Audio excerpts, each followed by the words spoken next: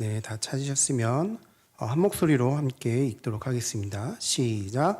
오순절 날이 이미 이름에 그들이 다 같이 한 곳에 모였더니 호련히 하늘로부터 급하고 강한 바람 같은 소리가 있어 그들이 앉은 온 집에 가득하며 마치 불의 혀처럼 갈라지는 것들이 그들에게 보여 각 사람 위에 하나씩 임하여 있더니 그들이 다 성령의 충만함을 받고 성령이 말하게 하심을 다른 언어들로 말하기를 시작하니라. 아멘. 네, 오늘은 우리가 잃어버린 것이라는 제목으로 하나님 말씀 전하도록 하겠습니다. 오늘 우리가 읽은 본문은 우리가 너무나도 잘 아는 성령 강림 사건입니다. 이전에 1, 2장에서 예루살렘의 초대교회 설립 과정과 또 연속적으로 기록한 부분입니다. 예수님께서 부활하시고 40일간의 이 땅에서 함께 계시다가 하늘로 올라가시고 그 이후에 약 10일간의 초대교회가 어떻게 시작되었는지를 나타내주고 있습니다. 그러면서 예수님의 성령 강림 약속과 선교 명령을 받은 사도들과 무리들이 주의 그 약속을 믿고 마음을 같이하여 기도하기에 힘썼던 것을 우리는 말씀을 통해 알 수 있습니다. 한 곳에 모여 한 마음으로 기도했던 사도들과 무리들은 이전에는 서로 경쟁하고 또 예수님께서 순환당하셨을 때 도망갔던 그런 모습이 아니라 이제는 부활하시고 또 승천을 목격하고 또 각자 그것을 목격한 제자들이 각자 위대한 믿음의 사람들이 되어서 온 세계에 복음을 전하는 귀중한 중심적인 역할을 감당했습니다. 그리고 오늘 모인 이 마가의 다락방에서는 또 많은 추억들이 있습니다. 성만찬을 하고 또 부활 후 첫 번째 제자들에게 모습을 보이시고 또 120명이 모여서 기도하다가 성령 세례를 받은 다락방입니다. 2장 1절 본문에는 이미 이르메라고 라는 단어의 원어는 쉼플레로입니다. 오늘 본문에서 이미 이르메라고 번역되어 있어서 번역되어 있는데 원어의 뜻은 약간 그런 느낌보다는 가득 찼을 때라는 느낌이 있습니다. 그래서 이미라는 부사의 느낌, 벌써, 앞서라는 느낌보다는 때가 되었다라는 의미가 있습니다. 그들이 한 곳에 모여 함께 기도했다고 합니다. 한 마음 한 뜻을 품고 그들이 기도에 힘썼습니다. 그 마음은, 그 뜻은 예수께서 약속하신 성령님이 임하기를 기다리는 마음입니다. 그리고 그들이 기도에 힘쓰고 있을 때 약속하신 성령님을 부어주십니다. 하나님께서 보내주신 그 성령님은 그 당시 사람들이 많이 기도를 했기 때문에 보내주신 것이 아닙니다. 이미 보내주기로 약속하신 것을 그들이 순종해서 기도하면서 기다리니 그들이 받은 것입니다. 하나님께서 약속하신 것이며 하나님의 계획입니다. 이것을 통해서 우리는 하나님께서 약속하신다라는 것은 반드시 지킨다라는 것을 알 수 있습니다. 오늘 말씀 첫 번째가 하나님의 때, 하나님께서 약속하신 것을 하나님의 때가 되면 반드시 지켜주신다라는 것입니다. 지난주에 위에임 목사님께서 저한테 갑자기 전화를 주셨어요. 그래서 주전도사 안수식이 언제지라고 하시더라고요. 그래서 네, 화요일 오후 4시입니다. 그랬죠. 그러니까 목사님께서 아이고, 나 4시에 자동차 정비 예약했는데 라고 하시더라고요. 목사님, 그날 목사님 안수 안 주시면 제가 안수 못 받는데 이거 해주셔야 되는데 이거 안수 스톨 주셔야 되는데 라고 말하지 못하고 목사님? 그렇게 속으로 얘기하고 예, 목사님? 예. 그러면 내가 자동차 정비 예약 시간을 옮겨야겠네 라고 말씀하시더라고요. 당연하죠, 목사님. 라고 말 못하고, 예, 감사합니다, 목사님. 이렇게 얘기를 했죠. 감사하게도 위 목사님께서 자동차 정비보다 저의 안수식을 소중하게 생각해 주시고 그 약속을 지켜주셨습니다. 사람에게도 이런 약속이 정말 참 중요한 것 같습니다. 하물며 하나님께서 우리에게 이 세상 가운데 지내게 할 때 혼자 두신 것이 아니라 성령님을 주어서 우리의 약함을 아시고 하나님과 성령님과 동행하는 삶을 살도록 하셨습니다. 그래서 우리가 권능을 받고 예수님께서 말씀하신 그 명령, 땅끝까지 이르러 내 증인이 되라고 말씀하신 그 명령을 성령님과 함께 해나가는 것입니다. 그것은 우리가 잘해서 우리가 열심으로 해서가 아니라 하나님의 때가 되었을 때 그 약속이 지켜진다라는 것입니다. 요즘에 세상이 참 편해졌습니다. 예전에는 이렇게 사람 만나면 명함을 많이 줬잖아요. 그래서 이렇게 명함을 주면서 서로 번호를 교환하고 이메일을 교환하고 연락을 했었는데 요새는 이 핸드폰으로 다 해요. 그래서 이제 번호 알려주기도 하고. 근데 여러분들 중에 저와 같은 핸드폰을 가지신 분들이 없어갖고 제가 급하게 이제 부목사님 핸드폰을 갖고 왔는데, 그래서 명함을 요새는 어떻게 주냐면 이렇게 하면은, 지금은 이거 다른 회사 폰이라서 안 되네, 네임드랍이라는 기능으로 이렇게 하면은 그냥 딱 와요, 번호가. 여기에다도 저는 이제 제 그 카드를 만들어 놨거든요, 제 이름과. 이렇게 하면 번호를 딱 받고 저장할 거면 하고, 아니면 한번 문자를 보낼지 이렇게 해서 보여드리고 싶었는데, 바로 저랑 같은 회사 핸드폰을 쓰는 이번에 오신 담임 목사님 사모님이 계시는데 딱 핸드폰이 보이더라고요. 그래서 잠깐 빌려달라고 할까 그럴까봐 그랬는데 차마 입이 떨어지지 않더라고요. 아직 어색해서 너무 만난 지 몇 번 안 됐고, 그래서 다음에는 한번 뭐 그럴 일이 있다면 용기를 내보겠습니다. 그러면서 요즘의 세상이 너무 편리해졌어요. 이 핸드폰 하나로 명함도 보낼 수 있고, 성함 그 사진도 보낼 수 있고, 또 그쵸, 지갑도 되고 신용카드도 되고 주민등록도 되고 그리고 음악, 영화, 게임, 뭐 관공서, 은행, 주식, 뭐 이런 얼마든지 동영상 촬영, 그 4K라고 해서 정말로 사람 모공까지 보이는 그런 촬영도 되고 편집도 가능한 시대였습니다. 그러나 예전에는 이게 용도는 딱 하나였습니다. 문자랑 전화, 그리고 간단한 뭐 테트리스 게임. 그랬는데 이제는 너무 많은, 이게 이렇게 된 지가 한 20년 정도 되는 사이에 너무나도 편리하게 발전되었습니다. 편리한 삶을 주게 되었습니다. 근데 이러한 발전이 된 이유는, 사람들이 이렇게 하고 싶어서 개발된 이유는 여유롭게 생활을 하기 위해서. 예전에는 주민등록 등본을 떼려면 동사무소 가야 했다면 인터넷으로는 지금 웬만한 것들은 다 되고, 은행 대출 업무도 이제 이메일로 이제 대충 이렇게 딱 보내면 딱 되고, 그게 너무나도 간편한 시대가 되었습니다. 그 기술의 발전은 우리가 기존에 엄청 걸렸던 시간들이 단축되었으니 우리는 시간이 여유로워야 하는데 그 여유는 온데간도 없고 오히려 더 바쁩니다. 우리의 삶이 편안해지려고 우리는 이러한 것들을 잘 활용하면서 사는데 우리의 삶은 여전히 바쁩니다. 오늘 본문인 오순절 성령 강림 사건에서 그들은 모이기 힘쓰고 기도하기 힘썼다라고 되어져 있습니다. 그들이 기도에 전념했다라는 것이죠. 대략 한 10일 정도의 시간들인데 이 10일 동안 예루살렘을 떠나지 않고 그들은 예수님께서 약속하신 성령을 받기 위해서 모이기 힘쓰고 기도하는 데 힘썼습니다. 이게 지금 이 본문 말고 1장 14절에서 여자들 어머니 마리아와 예수와 그런 사람들 마음을 같이하여 기도하는데 힘썼다. 그러면서 그것만 한 것이 아니라 이제 1장 하반절에는 가룟 유다의 빈자리를 채우려고 마띠아를 선출하는 그들에게 주어진 일들도 충분히 감당했다라는 것입니다. 어찌 보면 사단의 전략은 참 잘 짠 것 같습니다. 우리에게 바쁘다는 핑계로 기도하지 못하게 하고, 바쁘다는 이유로 말씀을 볼 시간을 주지 않습니다. 바쁘다는 이유로 모이는 것을 어렵게 합니다. 계속해서 핑계거리를 만들어줍니다. 아이들의 학업 너무 중요하죠. 영어 단어, 수학 문제, 숙제하는 거 너무 중요해서 그들에게 그것이 가장 우선순위가 되는 것은 맞습니다. 그러나 오늘 우리 부모님들이 혹시 아이들에게 너 오늘 말씀 봤니? 그럼 보고 숙제해. 5분, 10분이라도 보고 숙제해.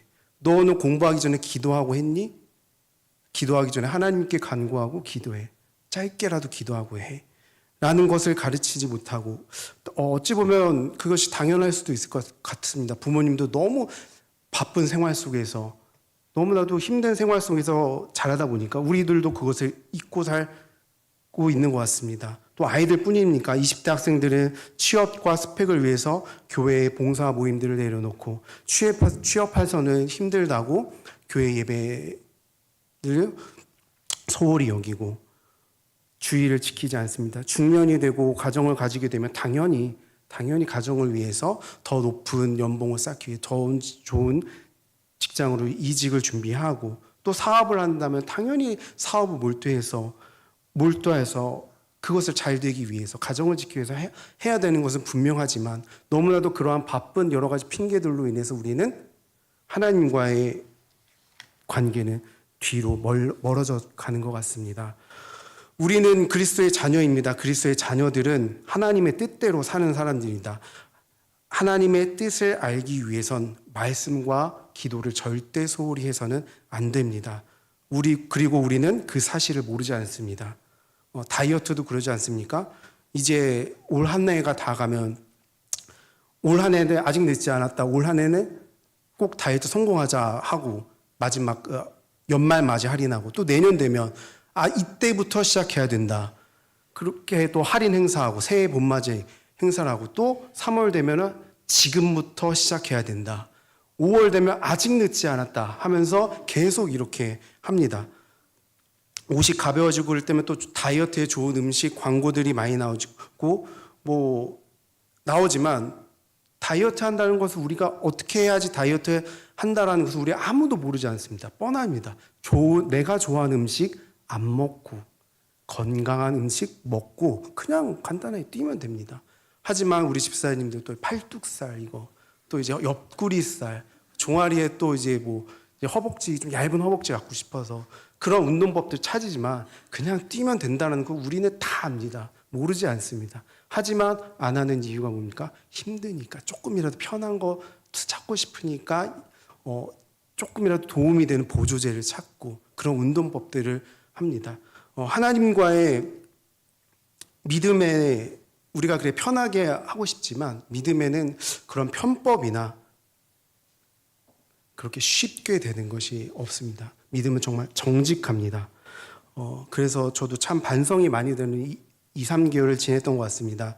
코로나를 통해서 우리는 어떻게든 예배를 드리려는 우리의 마음을 하나로 모아서 예배를 드렸습니다. 그러니까 모이지 못하는 기존의 방식과 다른 유튜브나 영상 스트리밍들을 이용해서 함께 예배를 드렸습니다. 그러나 모든 것이 양면성이 있잖아요. 모이지 못할 때는 좋지만 한편으로는 그것이 게으르게 만들어지고 또 가난한 성도들을 만들게 되고 또 요즘에는 사이버 성도라고 해서 나는 그냥 교회에 나가지 않고 그냥 인터넷에만 예배 드릴래 라는 성도들도 만들어내게 되어 있습니다. 온라인 예배가 있으니까 늦게 일어나면 그냥 나 오늘 온라인 예배 드릴래. 예전에는 지금 예배 못 드리니까 어떻게 모자 쓰고 후다닥 나갔는데 지금은 아예 좀 이렇게 편하게 되는 마음을 갖게 되는 것 같습니다. 여러분들 중에 그런 분들 없을 거라고 저는 확신합니다. 그러나 그것이 제일 많이 드러나게 되는 것이 새벽인 것 같아요. 그래서 저도 새벽에 일어나기 힘드니까 온라인으로 드려야지 하는 그런 마음이 들더라고요. 새벽 예배를 드리다 보니까 시간대별로 다 드려봤거든요. 5시는 진짜 힘들어요. 이건 진짜 너무 힘들어요. 5시는. 내가 5시 반인데 가보니까 뭔가 똑같이 힘든데 좀 낫지만 똑같이 힘들어요. 그런데 6시에 들어보면 확실히 괜찮아요. 할만하다. 그 느낌이 탁 와요. 그런데 주변에 저희 동네 이제 교회들은 다 5시에요. 대부분. 그러니까 당연히 저는 어떻게 했겠습니까? 6시에 들었죠. 온라인으로. 편안하게. 그러다 보니까 어떻게 돼요? 5시 55분에만 일어나도 그냥 바로 이제 큰 화면으로 TV로 볼 수 있으니까. 그러다 보니까 저도 이게 좀 아닌 것 같다라는 생각이 들어서 이제 교회 근처 교회들로 가게 됐는데 큰 교회 이제 작은 교회 갔는데 작은 교회 가니까 이제 아직은 그래도 머리가 까마니까 가면은 딱 그 앞에 있는 목사님하고 눈이 마주쳐요. 그럼 딱 느껴져요. 쟤 누구지? 라는 느낌이 딱 와요. 그래서 딱 앉으면 옆에 계신 분들이 딱 쳐다봐요. 이렇게 딱 이런 시선들이 느껴져요. 왜냐하면 작은 교회들은 워낙 다 서로 아니까. 그런데 그래서 전 큰 교회만 갔는데 그러니까 우리 교회 혹시 새벽에 나오시는 분들 있으면 눈길조차 주지 마세요. 그냥 와서 기도하고 가는구나. 저 같은 사람, 내향형인 사람들 되게 부담스럽거든요. 그래서 저도 지금 큰 교회로만 가요. 감사하게도 5분 정도 거리에 있는, 차 타고 있는. 그런데 가면서 한 작은 곳도 2군데, 큰 교회도 2군데 가보니까 특징이 있더라고요. 아직도 저도 40인데 젊은 나이가 아닌데 가보면 저보다 젊어 보이는 사람이 거의 안 보일 정도로 이 새벽에 나가서 기도하는 사람 젊은 세대들이 정말 없구나라는 생각이 들더라고요. 물론 정말 이해가 됩니다. 정말 직장 생활하면서 어떻게 그 새벽을 깨우며 육아를 하면서 그걸 한다는 게 어떻게 말이 쉽지 않죠. 그래도 우리는 꼭 해야 된다고 생각하거든요. 그 시간 정말 그 때가 아니면 전쟁 같은 하루가 시작되는 그 하루가 시작되면 막 또 육아가 시작되고 또 일상이 시작되면은 그 온전한 하나님께 드리는 그 기도의 시간을 내기가 어렵잖아요. 어쩌면 우리는 지금 너무 예배드리기 좋은 세대, 이렇게 좋은 환경과 더움에 에어컨 있고 마이크 이렇게 잘 되어 있고 음향 잘 되어 있고 너무 예배드리기 좋은 세대인데 그런 것들이 참 아이러니하더라고요. 예전에 지난주 주일에도 이제 걸어가면서 광화문 갈 때 걸어가면서 교사분들하고 얘기했는데 여의도 모여서 올레이션스 그 찬양 집회 했던 걸 얘기하시더라고요. 근데 제가 하필 또 그 중간 그 전주에 딱 그 알고리즘 동영상이 떴거든요. 90년도에 여의도 광장에 모여서 경배 올레이션스였나? 그게 착 모여서 지금 생각해보면 그때 음향이 좋았나? 그때 뭐 그런 스크린이 제대로 됐을까? 근데 그때 그 모였던 세대들, 그 세대들이 저희 그 세대인데 지금 그분들이 다 어디로 갔을까? 지금 예배드리기 너무 편한데 그때는 그렇게 차고 넘쳤는데 왜 이렇게 됐을까? 그러면서 저 한월산 기도원을 되게 좋아하는데 우연치 않게 또 그때 당시 한월산 기도원의 동영상을 봤어요. 너무 화질도 안 좋고 근데 그때 뭐 건반이 있겠습니까? 피아노가 있었겠습니까? 그냥 그때 목사님이 갑자기 마이크 대고 그냥 목소리로 그냥 찬양하시는 거예요. 그러면 옆에서 북 막 치고 그 기도원 특유의 그 바이브 있죠. 그 참 그때는 정말 저렇게 환경이 안 좋았는데도 그렇게 뜨거웠는데 우리는 지금 예배드리기 너무 편하고 그런데 왜 우리는 기도하지 못했을까? 어쩌면 우리는 정말 중요한 것을 잃어버린 게 아닌가 싶습니다. 우리는 문제가 생겼을 경우 과거에는 심심치 않게 나 요새 좀 문제 있어서 기도원 3일간 기도하러 갔다 올래 하면서 기도하러 갔다 오시는 분들도 계셨는데 그래서 기도원이 참 기도하는 사람들로 차고 넘쳤었는데 이제는 기도원이 텅텅 비고 많은 찬양 집회들도 사라지게 되어졌습니다.